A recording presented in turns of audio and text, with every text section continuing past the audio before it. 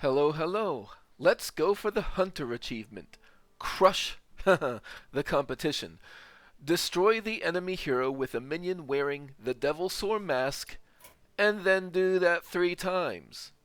Now this may be my least favorite class of achievement, being that it necessarily does involve winning the game, which I am not nearly as good at as I am at just making random weird shit happen. But also, I would like to disclose something. This idea that I'm about to present to you was not 100% my own. I think it's likely I would have gotten there. After all, if you've seen a bunch of my videos, you know that I very often include Adaptive Amalgam because it's so damn versatile. But before I had a chance to even consider a deck for this achievement, I saw this video from Mark's channel. Of course, he plays wild, and my deck is not wild. It's not exactly what he's got. It doesn't have access to the young Dragonhawk. But the core mechanic I'm utilizing, I saw there first, and I really can't justify not using it just because I saw it somewhere outside my own mind.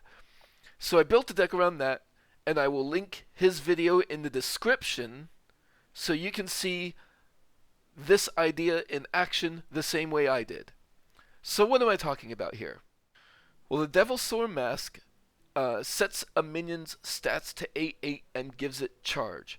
So if you have a minion that sticks on a board, or if you have a cheap minion that you can play alongside this, you can turn it into King Krush, essentially. But it doesn't get rid of any of the properties of the minion that it already has. So, whereas Mark was able to use a young Dragonhawk to already have Wind Fury, I am using an Adaptive Amalgam and giving it Wind Fury with the Sailboat Captain. Now, oddly enough, in theory crafting how this will work, the Sailboat Captain is the thing that I want to see in my opening hand the most. I have the Trusty Fishing Rod to get the Amalgam when I need it. I have the Fae Trickster, which will necessarily get the Devilsaur Mask. The Sailboat Captain, I do not have a targeted way to draw, so that's what I want to see first. In the meantime, I'm just trying to build a rather aggressive hunter deck so that I can get the opponent down to a life threshold of 16 or less with the Wind Fury at work, and finish them off with a Devilsaur Mask Adaptive Amalgam. Now, that doesn't mean I have to wait for the Devilsaur Mask on the go turn. I can get a Devilsaur Mask onto it earlier, and then it can die, and it can go to my deck, and then I can get it back with a Trusty Fishing Rod afterwards. It will still have the mask on, and it will still go 16 to face.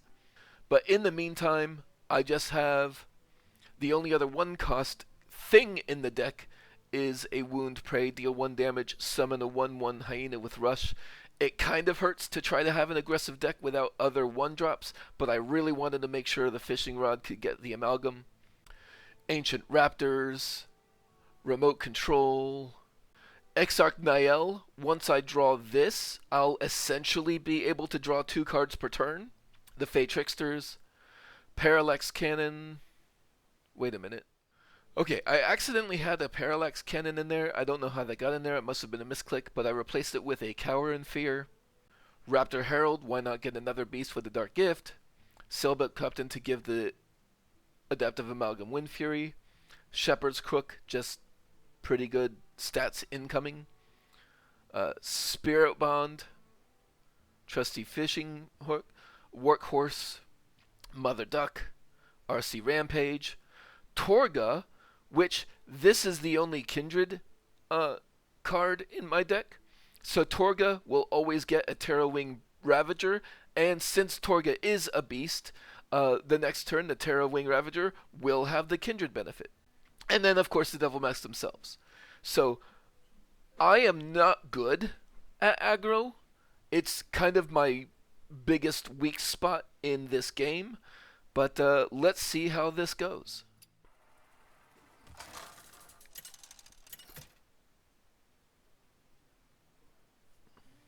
Sylvanas versus Rexar.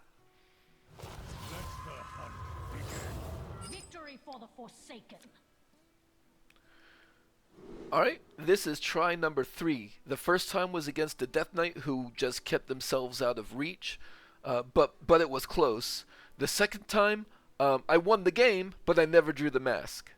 So, I am just full mulliganing for the Sailboat Captain.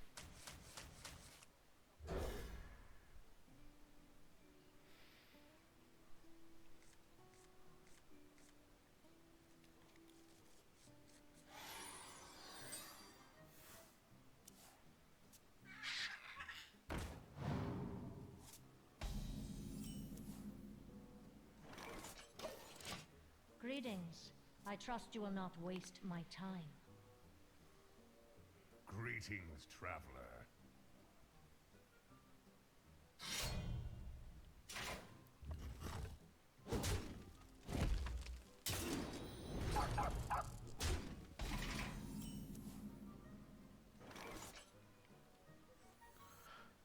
Actually, you know what? I'm gonna go ahead and coin out the Shepherd's Crook. Push the attack.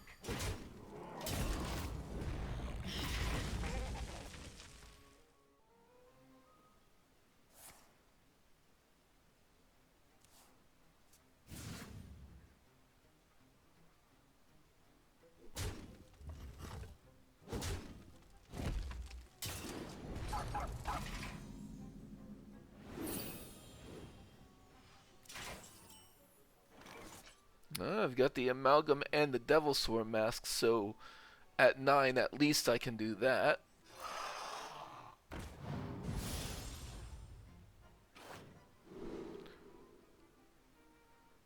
This has lifesteal.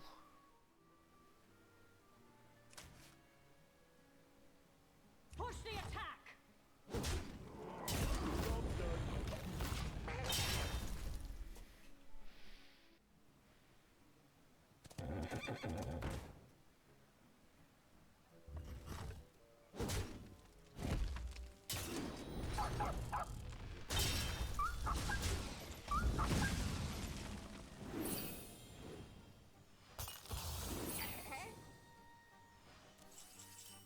And for this, I'll just go ahead and fill up my board.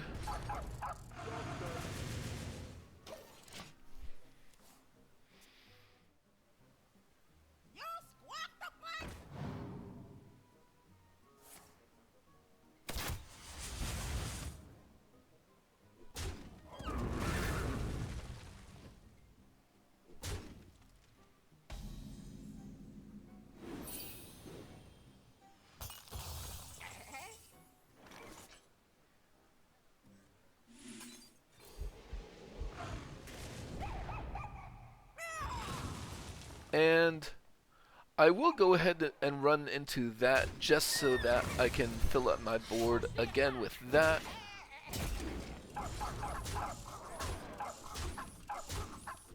Definitely want to keep them on the defensive.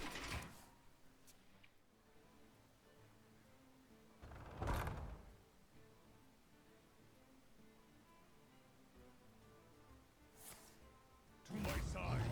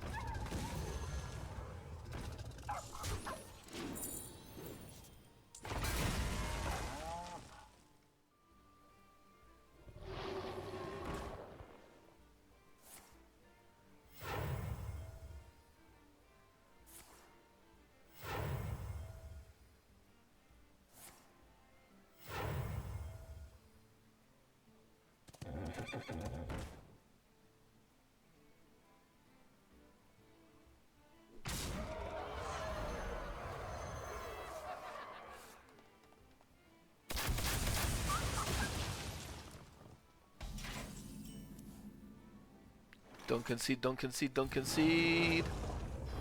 Okay. Whew.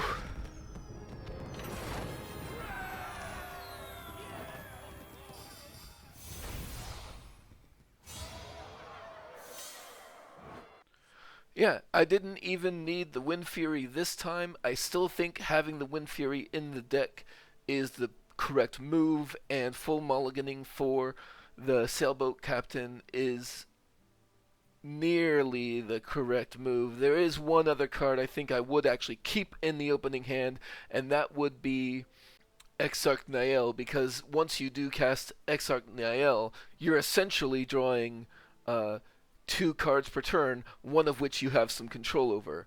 So I think getting that down early is worth keeping the Exarch in the opening hand, but really you want that Sailboat Captain because that's the card you don't have other ways to go and get. But yeah, it took 3 tries to get the first one, destroy the enemy hero with a minion wearing the Devilsaur Mask. I appreciate my opponent for not just conceding and denying me progress on the achievement. Which is the other problem here. Like, if you are winning, your opponent might just concede, and your hard work can be taken from you that way, and you can't even really blame the opponent, because, like, if they're there to climb the ladder, and they see that the game is lost, why wouldn't they concede so that they can move on to the next game? So it's just another factor onto why I don't like achievements that necessitate winning the game. But I think this deck will help get me there, and I hope you have a good one.